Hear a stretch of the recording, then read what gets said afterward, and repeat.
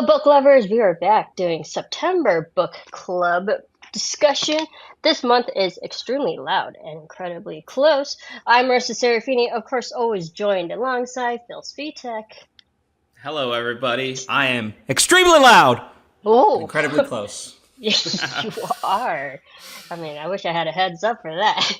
But in fairness, I set you up for that. Yeah, so I chose this book because I heard it was a 9/11 story, the latest story, and being the month of September, being the month of 9/11, always memorial, it is such a pivotal moment in our US American history, and we are unfortunately part of this generation that witnessed it. Um, we know where we were when it happened, how it affects us, how it still affects us, and to so I think it was interesting for us to read a story from someone else's perspective who was also affected. So, Bill, what were your quick thoughts of this one? Yeah, so I was intrigued based on what you talked about it and whatnot. Also, apologies. We had the director of the movie version listed as the author, and that's what we kept announcing in the past. The author is actually Jonathan Safran Foer. But anyway, I digress. The point being that, yeah, I was intrigued. I thought the writing style was very oddly fun. It's from the perspective, for the most part, of a 9 year old. It jumps around to other parts, but I rather enjoyed the world through his perspective. And also, there's an innocence there, despite the tragedy. And how old would I have been? I was a little over at that point. I wasn't 9 years old. I was over 10. So not quite the same age. I was more in my teenage years, if anything, but similar enough. So there's a certain grounding there that I think for you and I, we can relate even further with. Yeah. And it's a very human story, right? Like the 9/11 part of it is a big backdrop, but there's also other aspects you can grab onto, if that's what you're looking for, sort of a thing, right? So that's how I'd Yeah, summarize it. exactly. And I liked the idea that, I mean, the main story character is a young boy. Trying to like grasp the situation and the gravity of what that event was and how it affected his life. But also, what I wasn't really expecting going into it, not knowing really much anything, was this secondary plot. That's this parallel plot that's also going. That's told from an adult perspective also. And so I think that was a nice balance between like a youthful, slightly ignorant naivety kind of mentality of the world compared to one that's experienced, has more emotional weight to what's happening with relationships and what's happening in the world. So like there was a balance there that I wasn't expecting, but I was actually really glad that we had, because I think that helped with the flow going back and forth a little bit so we can understand and just have, like you said, some levity here and there when it came to the boys' perspective, but also some drama and seriousness when it came to the adults' perspective. So that was welcoming for me personally when I read it. And the author, Jonathan Safran Foer, really how he got inspired by this book is like he was around our age. He was a young kid as well, younger as well. That was his way of trying to grasp what happened. And his inspiration was like, well, how would people even younger than him at that point would try to understand what happened, or like how would they process something such as tragic as 9/11, especially if you have like an intimate person in your life and like immediate if you were directly affected by it, um, which fortunately I actually fortunately could say I don't have any direct, like I witnessed it, but fortunately it didn't affect me in that way. I didn't know anyone. I grew up in the Midwest. I didn't know anyone on the East Coast. So like it was just like I was disconnected in that way. So like it hit me emotionally, but it wasn't actually like actively impacting my life. Yeah, I mean, for me, we grew up in Connecticut. A lot of people, aunts, uncles, sometimes direct family members, um, worked in New York, right? So others like had people that worked at the trade centers and whatnot. So it was a mixed bag of who was affected and who wasn't on a very personal level for sure. And I think that's the interesting part, certainly about the book, is that there's an anger and a sadness there to the main character, and he's trying to figure this out. And the larger context of that day is not necessarily always apparent, because for him it's just, I lost my dad, right? Um, and in a way, a lot of the adults kind of try to shield and protect him from that idea, that the graveness and the weight of what this actually was, right? Because again, there's the personal side. Okay, you just lost a father, but then there's the larger world ramifications. And I think, it, for the most part, I don't know about you, but it felt like, okay, at least it got as happy of an ending as it could by the end.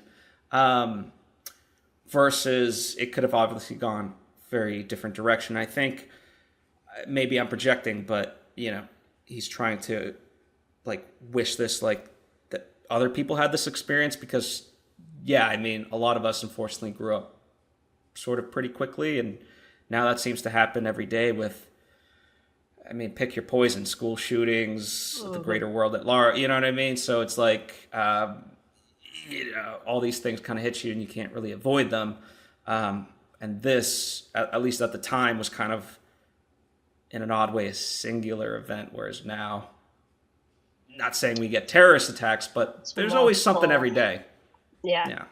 it's a multiple barrage of just unfortunate events as of lately. I feel like, because yeah, even 20 plus years ago now, it's just like we had big tragic events, but they were more rare. And unfortunately, they've become more common, that I don't want to say we're desensitized, but we're just kind of expecting bad things to happen now. And we're like, okay, what's the next thing? What's the next big thing that we have to get through or survive? And I think going back to a time where when it happens so rarely, you actually can reflect on why did this happen, like actually pinpoint things and take more time to reflect on certain things rather than being, saturated with so many things all at once. And I think it's nice to go back to, well, it's terrible that this event 9/11 actually happened, but to actually take a moment, how and reflect of how it might affect someone personally, and how it affects how you handle the rest of your family, or like why did it even happen, or what you could have done. Those what if questions. If you knew you had your last, like you could have had your last moments with someone before you knew that they were going to unfortunately pass away. Um, and that's what we got from our young main character, Oscar. He had a relationship with his father. He was young, a nice, healthy relationship. Who liked to do like scavenger hunts. It seemed like his father would like keep Oscar's young, active, imaginary mind going. Like he fed into the youthfulness and allowed him to think and be active and just like think and look at the world differently. He allowed him to, just absorb the world in the way that Oscar did.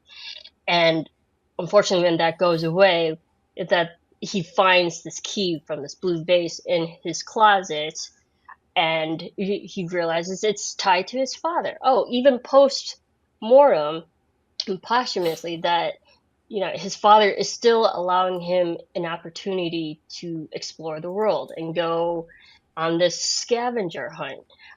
So what were your thoughts of like that actual plot device and how it got our story going?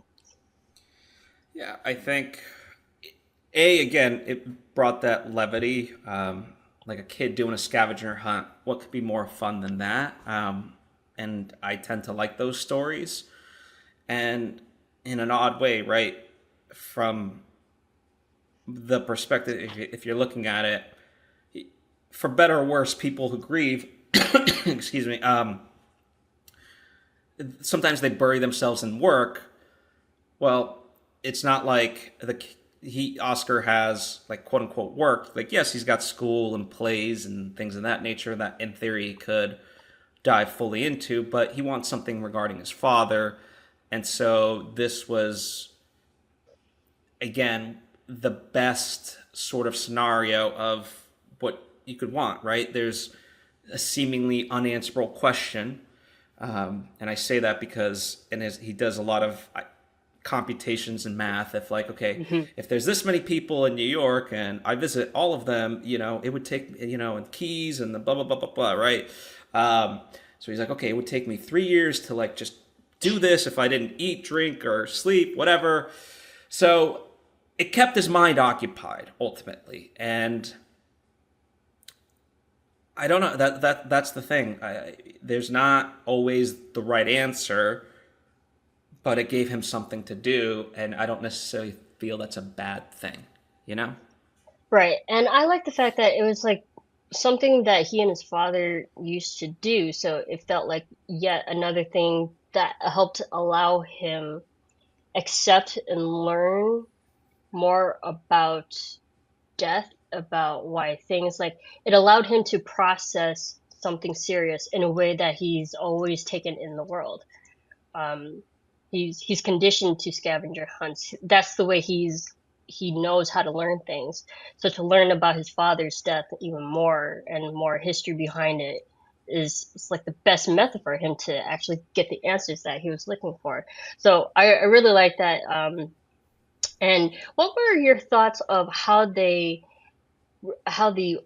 author like really kind of built up Oscar's character in and of itself? Because at the beginning of the book, he, like you said, he's more scientific. He's calculated in math. Like in that way, you could even reading his his stream of conscious. He's very what we call kids these days neurodivergent, and in that way, because I'm also neurodivergent, I could follow his thought train.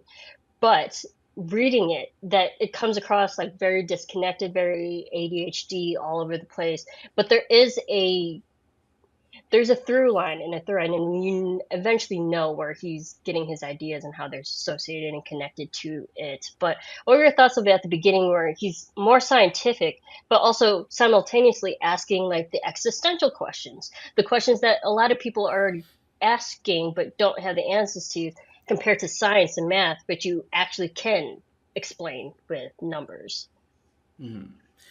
Yeah. Even though it was disjointed, I tracked it from the beginning. It was very clear to me his logic. However silly it may seem at times, or ironically illogical, but it makes sense from the perspective of a kid. If anything, the parallel storyline, that's one where, at least for me, I had to work a little bit harder at from the standpoint of like, okay, what's happening? How's this going to fit in? I just have to have a certain amount of patience and just trust that they will essentially converge and it'll make sense. For him, for Oscar, it was very clear from the start of like, okay, here's your overall goal and here's how you're trying to achieve it, right? So just from a reading standpoint, it was a lot easier. Not saying the other stuff was bad or whatnot. It just you had to have that level of faith that okay, we're gonna get somewhere eventually. Yeah, and I like the changing of the voice too, because I'm glad, as entertaining as Oscar is, that again with the nice balance of the youthful craziness and disconnectedness compared to the mature straight thought kind of voice. So it's like, oh, we get a linear thought and then we get a non-linear thought. And but I think like maybe I can you kind of mentioned it, it did take a little bit longer to figure out the secondary story when we had the renter, aka Ashley who we turn out to find out that it's actually Oscar's grandfather. Um, but it's like that in even the voice of Oscar's grandfather, it wasn't even his voice. It was by letters, the epistolary type of storytelling, which I actually fairly enjoy too. But going from a kid's voice to letters, back and forth, and as you're reading these letters and the progression, you're like, oh, how did they converge? And I love nonlinear stories, how a bunch of characters eventually come to a point. But like, yeah, like you said, it did take a minute to get there. Yeah, but again, it's not negative. It's one of those, like, you just have to trust it, and I think we all have an inherent gut feeling in terms of an author's ability of, like, okay, can I actually put my trust into this, and will it be paid off? Or you can kind of tell based on the first, let's say, 40 to 50 pages of, like, okay, I don't think this is going to work out well. Hmm. And in an odd, like, I don't know, as silly as it may be, like, it's almost kind of like a murder mystery, right? Yeah, no, I can You see that. know, I mean, not literally, right? I'm being facetious, of course, especially about a grave tragedy, but all the same, like, he's trying to get to the bottom of something, and you know, so again, that at its core had the main appeal to me, and from Jonathan, the author's perspective, was just a great device, to get into something that, like, if you're literally trying to figure out the meaning of a tragedy like 9/11, to pair it with a literal mystery just gives it action as opposed to being this contemplative, heady thing that it's like, oh, 9/11 was bad. It's like, yes, we can all agree on that. What else you got to say, right? Yeah. So I think it was a wonderful entry point in the fact that, yeah, they coalesced, and while he's missing his father, he got to know his father better, but then there's his grandfather, and he grew even closer with his like, it's just, I don't know, it's this odd kumbaya sort of come together in the end. Right, and I feel like, not to jump ahead, but when we do find out that the renter is and the author of the letters is the grandfather, it also shows that, unfortunately, his father grew up without his father. So like the lack of a father figure in his life, mostly because he lost his father because it wasn't a choice by unfortunate 9/11, and but Thomas Shell is the actual his father, Thomas Shell Schnell Senior. He lost his father because that was actually a choice that he made, like the grandfather made. So it's like two different versions of like losing a parent, not like based on actual choices and no choice. So like those kind of juxtaposition ideas too. It's like something you could control and something you couldn't. Well, And sadly, oh Thomas yeah, Shell the second gets the worst in all of this because he's just gone. yeah, But with the grandfather and Oscar, at least Oscar gets a father figure in some sense, and the grandfather gets to be a father figure to, a son that he literally never had, he right? never had. So, um, It's kind of you like a know, second chance, It's like a second second chance for sure. chance for Yeah. sure. And that's what like you can say that's the happy part of the story. That helps with the resolution. Even though there is loss, there's a second chance to make things better, or at least you know smooth things over a little bit in that way. So on the scavenger hunt, Oscar's taken it across the five boroughs of New York. Phil, you're more Sure. recognizable to the New York than I am. So Manhattan, Bronx, Queens, Brooklyn, and Staten Island. And listen, I'm no New Yorker, but people don't love Staten Island. It's there whether you like it or not. yeah, well, I can't say anything. I've only been to Manhattan, Brooklyn. So, but In my experience, I love New York. It's great. But it takes this kid on an adventure throughout all the boroughs of New York, and he meets a bunch of different types of characters. Uh, First, starting off with Abby Black. What are your thoughts of Abby Black and how this is like she's an older woman who lives by herself, but also she's welcoming towards this young boy, but also Oscar could tell. You know, kids always know that she's holding back something. Your thoughts of Abby Black? Uh, yeah, their first interaction together. Yeah, it's one of those like when someone just knocks on your door, right? Like he's coming into these people's lives and just being like, "Hey, I have a question for you." Are you? And it's seemingly a yes question because it's like, "Are you Mr. or Mrs. Black?" It's like, "Well, yes. What? But what do you want?" And it's like, "Well, I don't really know what I want because it's a mystery, right?" So, she's not his first visit. Um, but yeah, there is an oddity there, and kids have this great intuition, right? So the idea that she's hiding something that came from him, I don't think I would have picked that up on my own if it was just written, nondescript or like more third person, because she just lets him in for the most part. And stuff like that. So nothing seemed like too out of the ordinary necessarily, from my perspective, right? But obviously, that's the great part about having a first-person narrator is you get their perspective. So, yeah, in that sense, and as to where it was going to lead, obviously, it's one of those like I just had to hold on. For me, I'll say this: usually, when it comes to murder mysteries, thrillers, anything of that nature, I try not to spend my mental energy figuring it out. I just try to spend my mental energy flipping through the pages to get to the resolution. So it I tells me. see. So there you go. See, I Confession. like gathering clues. I was like, because I love puzzles. You know, it's like take the all the million little pieces together. Eventually, I'll be able to put it together. Maybe that's just also my neurodivergent with how I see bigger pictures and how I understand things too. So I totally get that. Um, and I like that. That's also like again with the youthfulness of Oscar. It's like I'm trying to figure out something.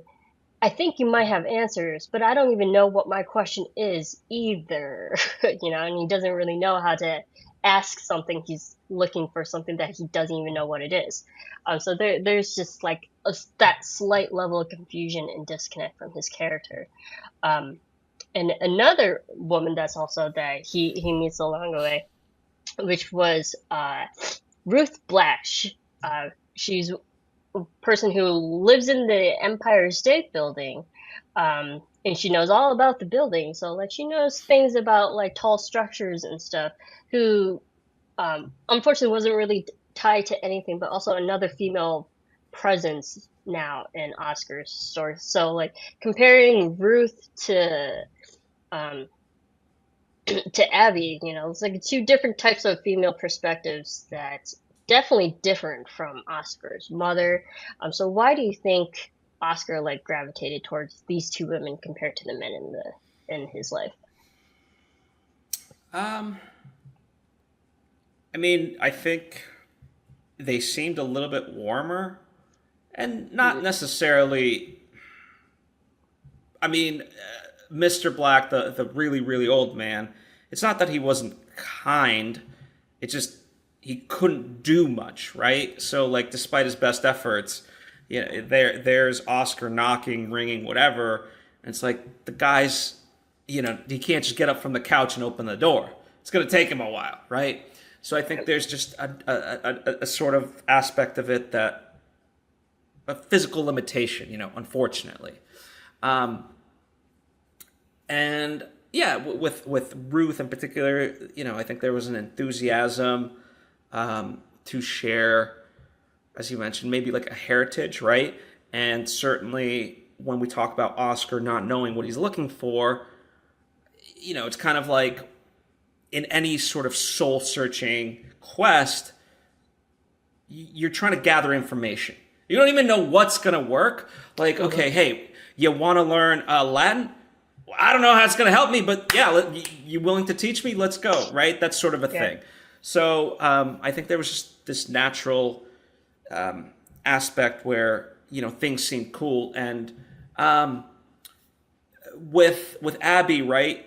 Didn't he kind of? It's not like he was an expert, but he knew a little about her field, right? And he was like questioning her about some of it. So I think there was a curiosity there that was naturally built in because of what his interests already were. Yeah, I agree So with Ruth being the Empire State Building, uh, you know, connoisseur in that way. I think it's just like Oscar was already set up as a child who's very curious and loves finding answers and stuff like that. And Ruth being a person who has a lot of facts about something, I think he naturally gravitated towards someone who's like educated. Like these are all these trivial facts about something, and it's like, oh, that's cool. I didn't know about that. So yeah, agreed too. Like let's learn something new that I didn't know. That curiosity, that spark of just the need to learn something. And that's why I enjoy that, because that comes from a forever student type of mentality of someone who's just curious about the world. And I think that's why Ruth and Oscar got along so well. Uh, all right, so you brought him up. We had Mr. A Black. There's a lot of yes, black characters in this, like last name they're Black all named Black, characters. which They're all named Black, which is I yeah, do want to sorry, interject real quick yeah, since go we're on ahead. the Black part of it. We haven't yet discussed the writing style of it because there are many interjections of pictures. When we talk about the parallel Mm, storyline, oftentimes the person as we meet them, they can't express themselves, so they'll hold up, I guess, a sign with just short words, like "Can you help me get food?" or something like that, right? And that'll literally be a page of the book, and all these different things. Now, when it comes to Black, when we initially kind of get there, there's multiple pages. He goes to a paint store, let's say, right? An art store, art supply store.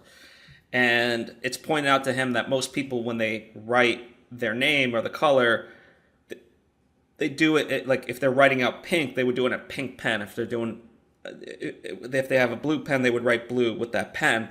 Whereas this was different because the name Black was written with a different color pen besides black.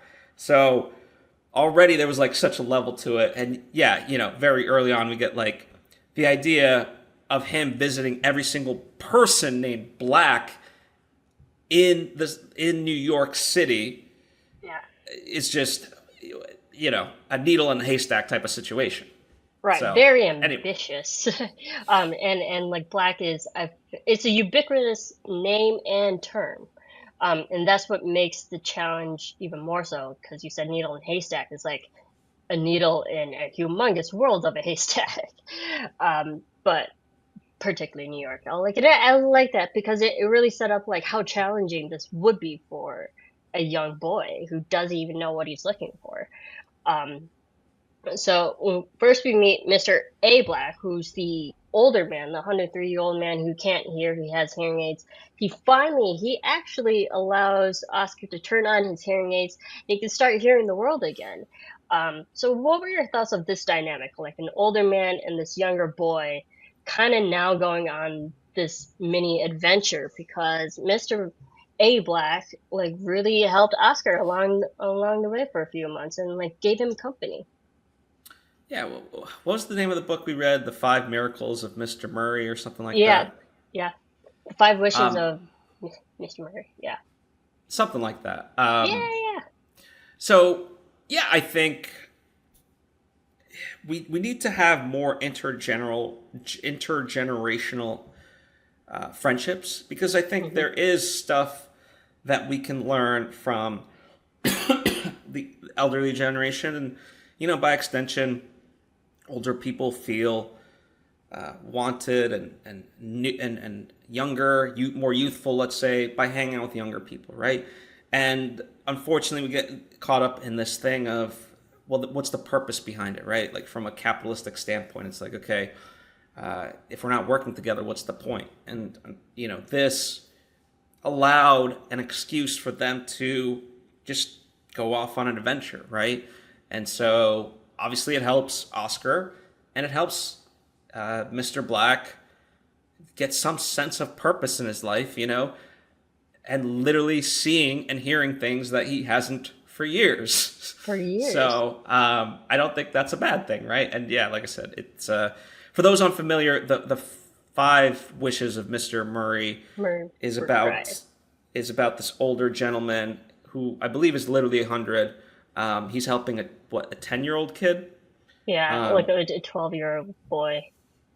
Yeah, so and fulfill those sort of wishes. Anyway, so it's a great kind of book. So highly recommend it. So it was a small microcosm of that within this book. Yeah, I totally agree. And I think, in that discussion, we really explain like how important we need those relationships, because I feel like we don't see that very much anymore. So it's rare. And when you get that, I think it was really endearing because Oscar had just lost a very, integral father figure, a parental figure, and Mr. A. Black kind of became like the surrogate father a little bit in a way that would accompany him on his scavenger hunts. And it's also like that reassuring fact that it's not a 9-year-old boy going through New York all by himself. So like you're like, oh, if he has some company with like a very safe 103-year-old man who probably you don't have to worry about. It's like it kind of gives this like level of comfort. It's like, no, he's good. He's fine. He's got someone with him. But it's just like you see that dichotomy with like the youthful and the old, and Mr. A. Black is like helping Oscar like get through his fears, his normal like fears, but kids would like the fear of public transportation and stuff like that. And I feel like that is the void in which Mr. A. Black helped, where his father could have had he been alive. And I liked that like he was that father. He became the father figure. Yeah, and also there's this sense of community, right? Whenever tragedy strikes, small or large, you can feel isolated pretty easily, right? Unfortunately, and that leads to depression and so on and so forth. And in that capacity, by him, Oscar, literally going out into the world and excuse me, making these friends, he's creating his own community, and it's both beneficial to him, as we're talking about, beneficial to Mr. Black, but also everyone else. And so it just helps heal things that are on the surface and things that, we as the readers might not even know, right? So I don't know. I look to that because I think community is this word that often gets overused and thrown out, but I do feel it's not without merit. It is important. Mm-hmm. So Absolutely. Let's move into William Black, who's a younger man, but unfortunately, when Oscar comes across him, he's an angry, frustrated businessman. He's like kind of very opposite of basically most of the people that Oscar has been, visiting and meeting, and things like they generally tend to be more welcoming and inviting in that way. And this William Black guy is very much the opposite. But unfortunately, he has the biggest connection, the biggest missing piece that Oscar needs to connect the father, the key to the lock that he's been searching for. So how do you think William Black was integrated? Did you like how we finally kind of got that connection there? yeah, I mean, it's an interesting pairing, right? Because William is the first person that Oscar tells what was said on the answering machine, right? Um, which, by the way, I did love the through line of Oscar in general saying, line number 2, line number 3, and so on and so forth. Um, Not that the messages were a lie, but that was another motif. And so, how do I explain this? So, when we talk about certain things, in your rundown, you have William Black, angry and frustrated, right? The word anger implies this like desire for action, right? And we don't always know what that action is, but generally it's not very good. Whereas Oscar, I would term as sad, right? And sadness is more of this where you're not necessarily accepting things as they are, but you're not going to all of a sudden blame X, Y, and Z and take it out in a vicious way. And so it seems weird to say that Oscar passed on his sadness to William because that seems so egregious and like stupid, but it diffused William's anger at the world, let's say, and I don't think that's a bad thing. So I don't know if that made sense or not, but hopefully it did. No, I totally get it. Because emotions are different, but they, if you go through therapy like I have, you learn about the different types of emotions and like the differences. The main difference between anger and sadness. Anger is generally an emotion that's on the surface. It's something you can see. It's something that's external and superficial. People will always know when someone's angry. And the difference with sadness with Oscars, that's something more internal. That's something deeper underneath the surface. Anger is on top, and sadness is deeper. And that's another reason why a lot of depression goes unnoticed, because it's so much deeper. But everyone will always know someone who's angry. A lot of people won't know someone who's depressed. And I think I totally understand where you're getting this. It's like that's what helps. Um, that's what helped William get to that point of not being angry, but going actually deeper than anger and try to understand the things that he was missing in his life, his lack of father, and his uh, disconnection from that parental figure that he also needed. So, like again, with just like the recurring theme of the no father figure, because William lost his father, his father left him uh, the key, and um, and then Thomas Schell. This is how it connects. Thomas Schell is the one who sold the vase. Um, so therefore, the key, and we find out the key goes to a lockbox that belonged to William Black's father. Very nice thing. We're like, okay, finally, we got the lock, we got the key. And then within the box, we finally get the contents of what it is, and they're letters. So, what were your thoughts of that? Yeah, like I said, it's the best case sort of scenario, and yeah, to me it felt like a satisfying conclusion to the mystery, to people's emotional arcs, um, and yeah, I felt overall satisfied. So it was, yeah, it was just a great bittersweet moment, let's say, because obviously there's still the backdrop of all of it, but the fact that like they were all able to find, I don't know if reconciliation is the right word, but Yeah, something along those lines.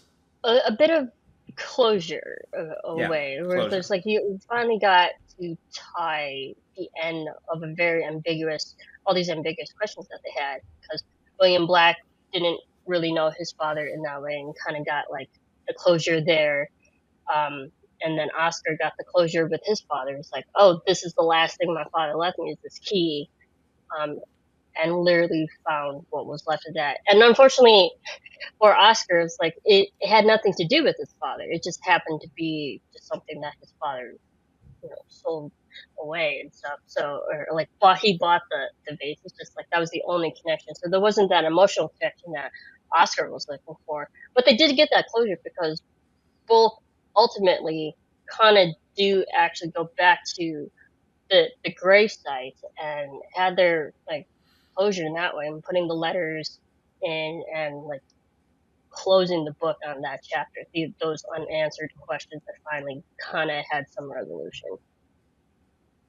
Yeah. They got some closure in the end. But like, not to, we'd be remiss if we didn't say like the biggest connection is like what we also simultaneously learn at the like throughout all this, just the connection between Oscar and the grandfather who ended up being the renter, but and the answers to all these letters that we've been reading throughout the story, and how the grandfather actually slowly integrated himself into Oscar's life without Oscar's knowing, and just like that little, wouldn't even say lies in that way. You said there's a recurrent theme of lies, but just like uh, hint, like it did, like some deception there, some secrecy there.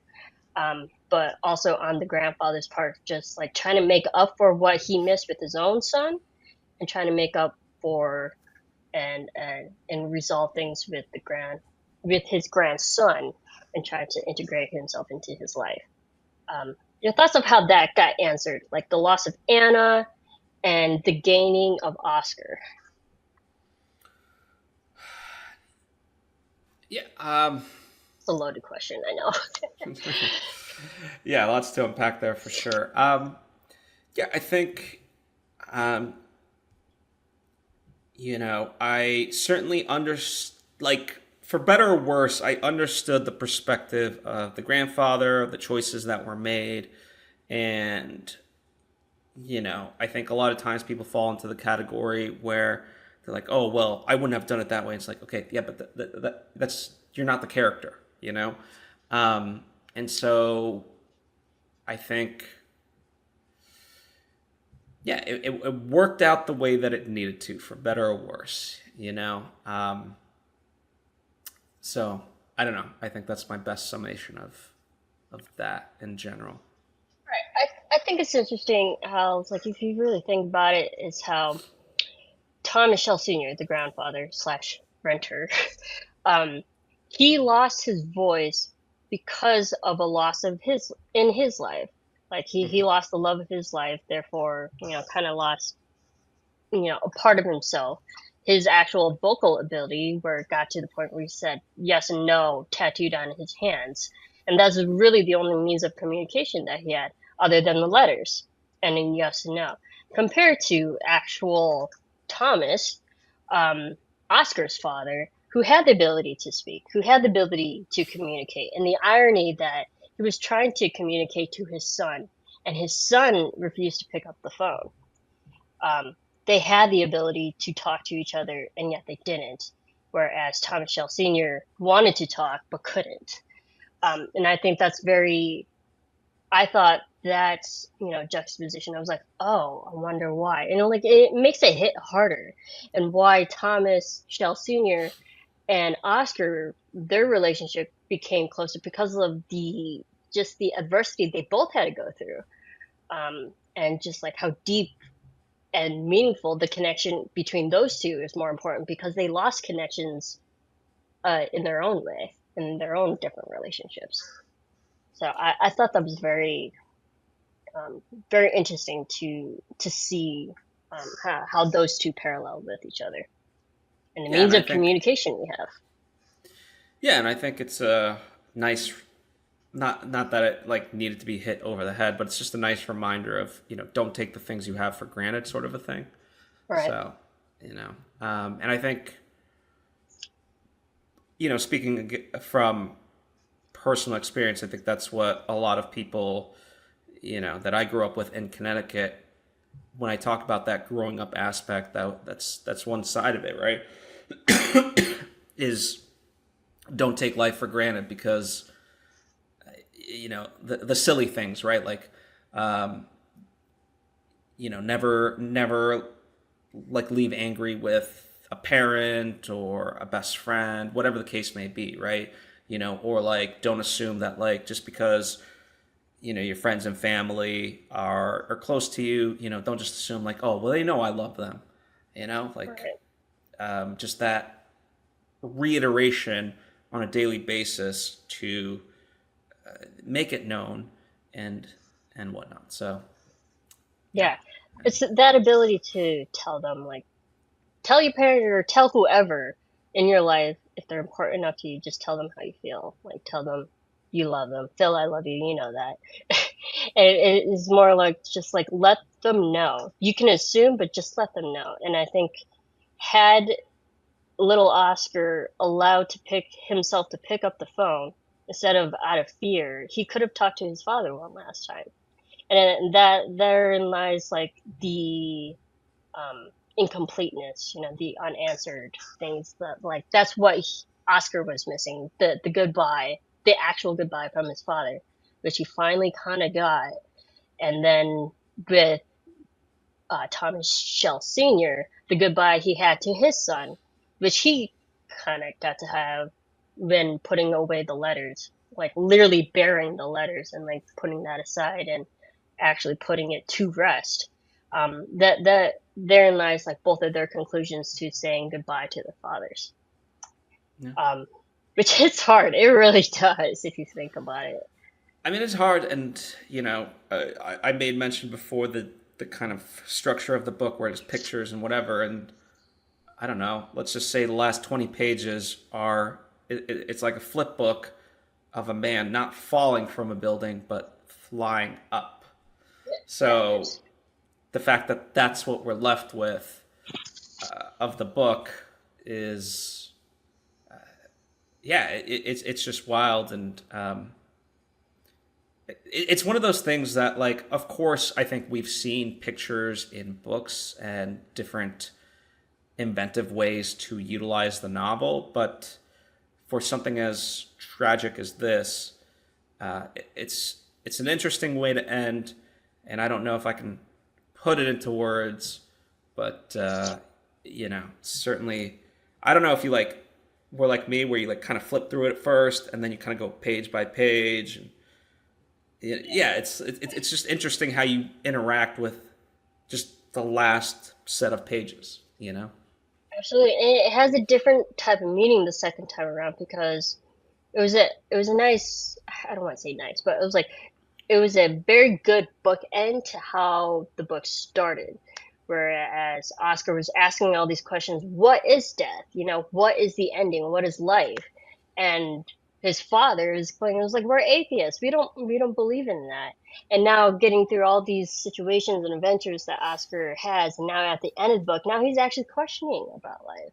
He's not thinking about the end part. He's questioning, oh, what leads up to it, the in between moments, which that shows like his growth in a way, where he's not just the existential thoughts. It's like all the deeper meanings leading up to what is life, what goes through your head during those moments when you know you're coming to the end. And therefore we see the pictures backwards. That's why it's like, what are those moments leading up to something that is definitively the end? So again, but those are also questions that you really get into the philosophical and existential part of the world. It's like, and it comes to different people's perspectives of how you see the world and how you question things. And the fact that Oscar is even thinking differently from how he started, I saw as progression growth, character progression in that way.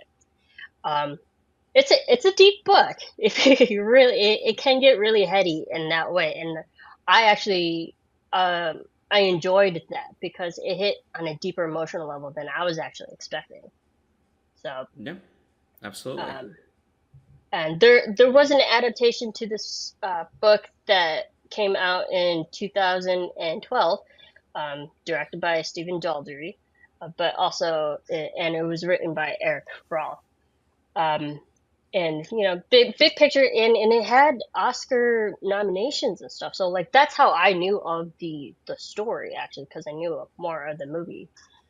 So we we have that adaptation of this. It did become a big book for reception wise on New York Public's Library Books to Remember. Um, and there's a Morning News quarter finalists. Like, and this book has been out since 2005, so relatively only 4 years after 9/11. So by that time, it's still kind of fresh in our heads at that point. More years have passed now since, so I feel like we've had a longer time to process something that would be so emotional, more immediate after the actual release and the event of 9/11. So I think it'd be interesting if we read this in 2005, closer to 9/11, than it would be now, and how our emotions would be different. If we'd be more emotional or more objective like we are now. I don't think. Well, 2005, I think I would have been like 16 years old. So I don't think you're not getting an Um, objective fill. Number right. one.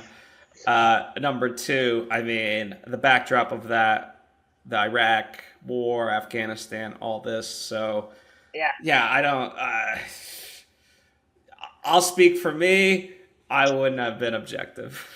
Oh yeah. Like I agree because you and I are around the same age. We both back then would be still too young to think about it.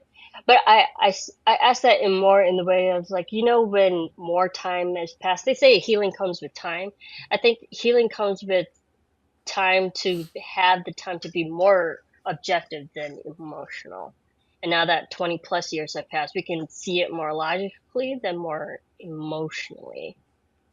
As if emotionally happened more sooner than rather than, Yeah, time I has mean, it's. processed. I mean, I think just the nature that how we talk about 9/11 in general, right? The fact that there's kids, people who have they're like, wait, not that they're like, what's 9/11, but the fact that they've Right. not lived through 9/11, right? Um, it's like no different than how do you explain to someone of like we landed on the moon? What was that time period? And obviously, I'm two very different things. One's like euphoric, one's very grave, but same sort of thing. So there's Right. that just natural disconnection as less and less people have like lived through that moment. Also, there's other things that we've got, a couple of Yeah. market crashes and God knows what else. Just a Um, few things. and I listen. I don't want to get, but like even just the commemorance of 9/11, I think the whole slogan was like never forget, right? And Right. people still say it, people still post about it. But I mean, admittedly, I think give it another 50 to 100 years, I think people will forget. Like let's not kid ourselves. And also, like, again, I don't want to go too far into the weeds with this, but this year something happened the day before 9/11, which then continued into 9/11. And so, like, Hmm. the commemoration of what 9/11, like, it was just a weird time of you didn't want one thing to overshadow the other. And, people were on edge about, well, what does this thing mean and whatnot. So Right. we live in interesting times. And if anything, I guess if there is a message I'm trying to say with any of that, it's that at least don't forget the history. And even if you've not lived through it, study history. To the best extent that I can, I try to study and be interested in all kinds of U.S. history, world history, and whatnot. Because when we forget those things, we can be susceptible to repeat them. History is not a circle, or it doesn't repeat, but it echoes, right? That's the It way it goes. rhymes. There you go. Yeah, it Yeah. definitely rhymes. So No, I agree with everything you just said. Yeah, and I believe it's like now that more time has passed, we're getting younger generation, we're getting more and more people who don't know about it than people who do. Um, I think that's tragically the reality of it is like you said, in 100 plus years, there'll be no one who knows about 9/11. So eventually, like, will saturate itself out in that way just due to time. But don't forget it right now, culturally, in the current generations that are still existing as of today in the 21st century, it still actually impacts us. And I think that is something to be remembered because we can still remember it and think about it today and reflect how it can affect us for our future. So Very interesting book. I thoroughly actually enjoyed it for the questions and the philosophical and existential questions it brings up that I think a lot of people have. There are a lot of universal themes in this book. So, speaking of other books that we might have read for fun, maybe something hopefully lighter than this one, Phil, what have you been reading? So it's been an interesting month. I haven't read this book yet, but I did reserve it. It's called Open Socrates. It's a nonfiction book by Agnes Collard.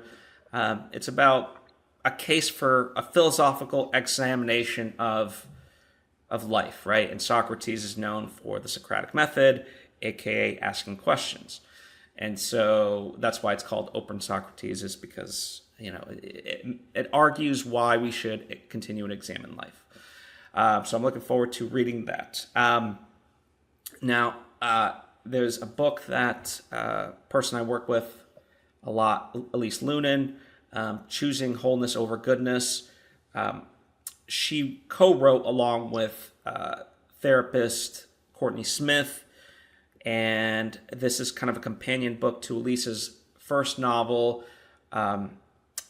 about kind of, why don't I remember the name? But it's about like the seven deadly sins and the price women pay for essentially buying into that. And so choosing wholeness over goodness is a workbook that's companion to that. Now, the good news is you don't really need to read that first book, although I'm sure she would appreciate if you do. So it's an interesting kind of, and you can kind of go at your own pace sort of thing, right? Because it's a very deep introspective book that's meant to be acted upon. You don't just like flip through it, read it, and like, okay, I got this knowledge. No, it's like you're supposed to literally work the book.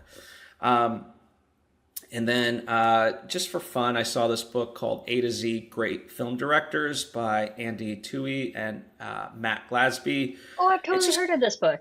I haven't yeah, read it, but I've seen it on the shelves. yeah, it's about 52 directors. It doesn't have every director. Like, for example, it doesn't have a Richard Linklater, for example. Um, and or I even think like a Robert Rodriguez. But it has, or like a Miyazaki. But it's an interesting, I think it does a good enough job where it overviews who the director is, and it gives you like the five movies of theirs that you should watch. And so it was just a nice thing to get to learn about certain directors that, you kind of heard about, but maybe didn't quite know too much about, especially the older ones. And, because of it, I started jotting down, okay, here's the movies that I want to see. So that's an interesting book that, more of a reference book. And then while I was sort of sick and whatnot, I just wanted to read something very light, very easy. And so I got Animal Farm by Ah, George Orwell. hmm. A book that I'd read years ago in early high school, but it felt like a good time to revisit it. And for those who don't know, it's a satire about kind of Stalin coming into power and whatnot. But here's the interesting, and I remember when I first read it, and kind of like anything, right? You read about history, and it's like, oh, how could they allow this to happen? Because certainly in the book, you go from one chapter where they're like, these are the commandments of Animal Farm, and then in the next chapter, something happens, and the animal's like, oh, but didn't it say this? No, it didn't say that. It now says this. And it's like, yeah, but I could have sworn it said that. I guess you're Hmm. right. It did always say this instead of that. And it's like, why don't people remember? And it's like, oh, I see it.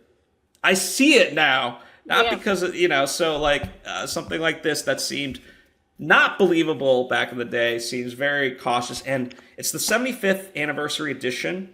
And there's Thea Orber who wrote the introduction. I'm not familiar with her or her work, but she comes from the former Yugoslavia, and so she talks about being an immigrant and whatnot.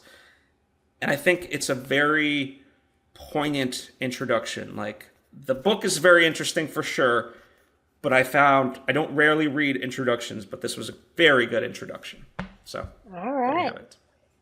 Very nice. I actually read Animal Farm as well back, but I read that a few months ago, like more when we did our 1984 discussion of George Orwell, and we were talking about George and his past work, I went back to read Animal Farm. I had never read it, but I did read it, and so that'd be another interesting discussion for us in the future. Maybe not even on camera, but yeah, like I totally see how, like you said, the satire of, but it's still really relevant in those themes of universal and how it still applies today. History is very rhyming. And speaking of history, what I've been reading, which something isn't really up my wheelhouse, but just the state of our world and the tumultuous situations we've been through lately, just like I've been reading The Creation of the Media, Political Origins, and the Modern Communications. Ooh, More so, I he chose chose violence, as they I say, did. huh? I did, and I'm really into it actually. It's more so like my, just again with the curiosity of learning of like why our media and how free speech is being changed and understood in this sense in our current states right now compared to how it started, or quote unquote how it started, and how it has evolved to what we understand what is now, and the actual like bureaucracy and the reasons of the situations back then that helped like make things more complicated. It's not just one thing, it's not just A and then B or black and white. There are several different components that have evolved throughout the, when you add technology, when you add, the internet, when you add different forms of communication, now social media, the different ways of how we know what speech is. Back then, like 100 years ago, we only had television and radio, and like what were the rules of free speech back then compared to what are the rules of free speech now with social media and the internet? Like, how did those same rule applies to different mediums, and like how it all gets saturated and processed in today, and just seeing the evolution. It's like, ah, it's like if you learn how it started, you can learn how it's happening now. So that's the heaviness of which I'm understanding, just like more of our ability, like, and the reason why we're doing this. We're reading text, we're interpreting it in our way, but we also have the ability to speak out our opinions and our free speech in that way, and we're very lucky in that way, and a lot of people don't have that. And reading this makes you more appreciative of what we still have and what people are trying to take away. Um, so yeah, heavy, heavy, heavy, but very, very interesting. And then on the flip side of that, I read a fun romantic, one of those fake romances kind of story weekends. It was called The Plus One, where fake girlfriend, fake relationship happening to try to you know make an ex jealous, and it starts to leading somewhere else. One of those fun romance books. So I got my balance. I got my balance there. So upcoming books that we have: Paul Coelho, Brida. Phil, that is your pick for Britta. October. Brita. Yes. Right. So, Yeah. kind of, I guess, on theme with this book, where it's a soul searching type of book. A little bit easier and breezier, but I think people might be familiar with The Alchemist or The Pilgrimage. This one kind of completes that trilogy. Now, they're very standalone books, but spiritually, let's say they're, create this 3-book set. And so I've read the other two. This is the third one that I've yet to read. Unlike the other two, as the name implies, this one is about a woman named Brida. So it's her journey. So I like that. So we'll look forward to that. Yeah. And then my choice for November, I'm going with the deep, heady stories yet again. Maybe that's just where I am in life. We're going to read Exile and the Kingdom by Albert Camus. He's actually he's won Pulitzer, so but he brings up a lot of questions of, again with politics, but the structure is different from what we normally read. We usually read like one singular story. this book is actually consisted of 6 short stories. Different characters. You would think they're unrelated, but there's overall theme throughout all of them in different ways of how we approach the world and how we get involved, and the meaning of like what we think is comfort, what we think is home, what we think is safety. Just different situations of different people put in different ways of how you can interpret what you think safety is, whether it be in real life or by yourself, solitude, or in a crowd. It's just different situations. So I'd like to see what your thoughts of it. It's a very, very interesting book. Something also different than what I normally read, but you've had books where admittedly you're like, let's read this because the cover looks cool. I had the exact same with this. I was like, oh, this looks cool. Knew nothing about it. I was like, let's read it. So Listen, I admit it's okay to judge a book by its cover, totally, as long as you read books. As long as you read. You know? And this one visually intrigued me, and I read it, and I was like, oh, this is so much deeper than I thought it was going to be. So, yeah, that'll be an interesting conversation. And then we have your book for December. Yes, so Violet Thistlewaite is not a villain anymore. Breaking news. The breaking news part is not part of the title, but it is written by a dear friend of mine, Emily Krempholtz. It is her debut novel. It comes out November 2025, towards the end. So please, it would mean the world to me if you pre-ordered, you supported. I look forward to reading it. I've not read any drafts or anything, so this would be my first time reading it. I'm coordinating with her where we'll do like an author's corner as well. Marisa and I get to interview her. But she's just a fantastic person. Her and I literally share the same birthday. She's a hardworking person who's helped a lot of authors put out works into the world. And so I couldn't be more thrilled that her book is finally coming out. Oh, yay, I'm excited. And that'll round out the year of 2025, and then 2026 we have upcoming choices, which I will eventually get to. And we'll do our monthly flip because we'll do 2 choices of mine back to back, and then we'll get to yours. So we can switch our months around. Yeah, so Marisa gets January, February, and April. So those are all TBD for 2026. But in an effort, Marisa said no more colonizing books. So I picked books that I think would be fun, okay? So The Last Bookshop by Evie Woods. It's about this. It's like a magic realism kind of. What's the Midnight Library one we read? I think it's something akin to that. Yeah.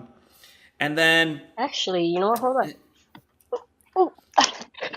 Well, it's so funny you picked that because I actually have it. The Last Bookshop. Well, there you go. I haven't read it, but I picked. It's so funny, and I love how we're on the same wavelength. I picked this up in the airport. Well, there just you go. Recently, so I'm excited to read it. And then there's a fun title, How to Solve Your Own Murder, which is a murder mystery with a fun twist, as implied by the title, by Kristen Perrin. So that would be my May 2026 pick. That's so far in advance. But we like murder mysteries. We like Agatha Christie. So I figured, why not figure out how to solve our own murder? Because you know what? Maybe one day with our continued free speech, we might be murdered too. I don't know. What a way to... Don't put those vibes out there, Phil. Come on.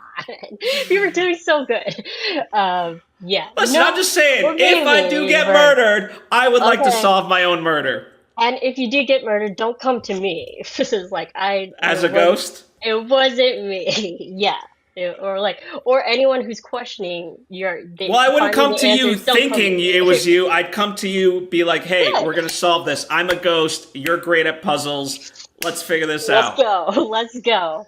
I think with our combined intelligence, we can figure out your murder. I totally have faith in us. So yeah, as a ghost, I think the rule is you don't have short-term memory. So that's where my stupidity would unfortunately I'd know the past stuff, but whatever the month of that leading up to the murder, unfortunately, would be I think hazy. Those are we'd ghost be a rules. great, yeah, we'd be a great pairing for that mystery.